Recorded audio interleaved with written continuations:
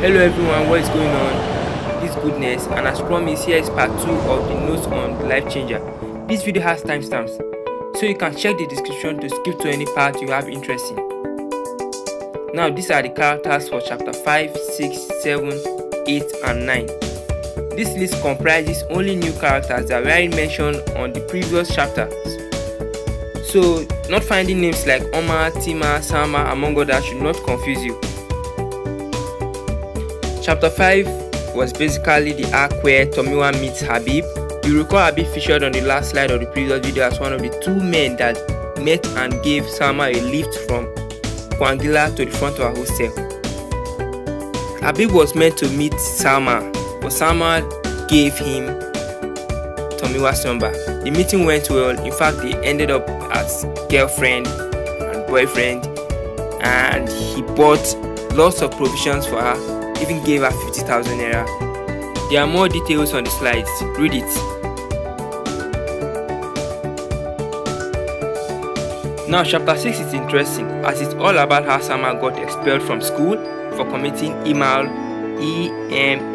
which is examination malpractice, during her moral philosophy examination. Of course, one interesting thing you'll find on the slides was how Kolawole Abdul, who's known as one of the brightest in school, got involved and expelled as a result. Chapter 7. Chapter 7 was all about the steps Sama took to avoid being expelled from school. She was unsuccessful and fell for a fraud, Dr. Kabia, instead. The slide provides a deep insight as to what happened.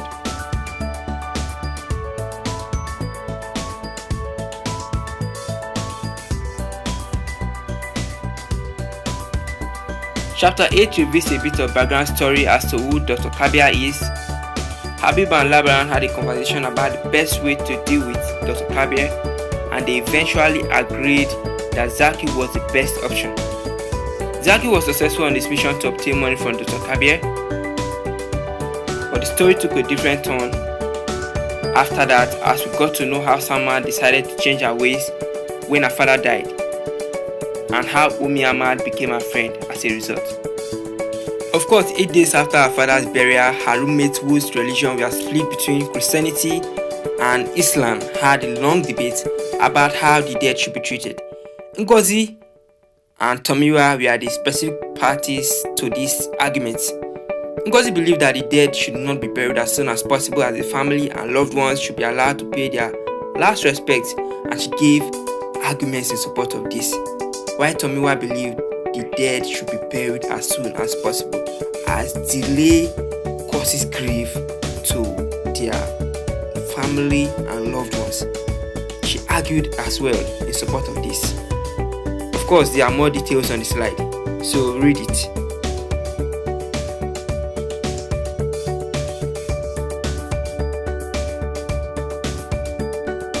On the previous slide, just before the close of the chapter, that is chapter 8, we got to know that Salma got engaged to Salim. And on this chapter, chapter 9, which is the last chapter, a lot of attention was paid to Salim. We got to know about the harsh experience which he was said to have had. The story centered on the two different experiences Salim had with two different girls met online. And the moral here was how one should be careful about the negative effects of social media.